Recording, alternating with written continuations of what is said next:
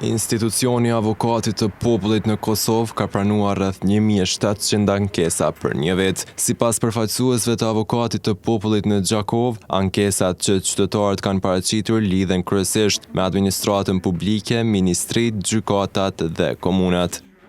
Gjatë këtij viti Avokati i Popullit ka pranuar në nivel republike diku rreth 1700 ankesa, megjithëse 2687 qytetarë të përfshirë dhe këto ankesa janë adresuar kryesisht, më shumë të ankesa gjatë këtij viti kemi pranuar ndaj ministrive dhe administratës, pastaj ndaj gjykatave, ankesa ndaj komunave, ndaj policisë dhe autoriteteve tjera.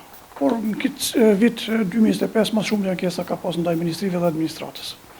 Sipas Avokatit të Popullit janë trajtuar raste të shumta të cilat kanë shfaqur vështirësi dhe problematika të ndryshme në funksionimin e institucioneve. Avokati i Popullit gjatë vitit 2025 ka hapur 40 raste për hetim, 15 për të cilave janë marrë informatat nga media. Mënyra ndërtohet ku ne kemi ofruar shërbimet e mira, kemi marrë informatën që qytetarët e Republikës Kosovës gjatë kohës sa që ndojnë shikni paguajnë për hemodializë dhe ndërsa dihet që ne kemi një marrëveshje bashkëpunimi, sidomos për vijën regionin kufitar ku qytetarët e Republikës marrin shërbime falas.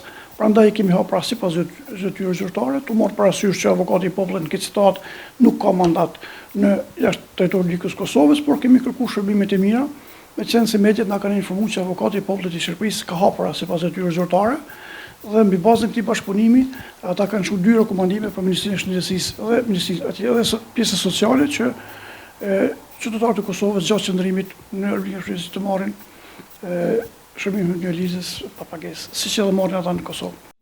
Avokati i Popullit theksoi se sfida kryesore për vitin 2025 ka qenë mungesa e krijimit dhe funksionalizimit të institucioneve.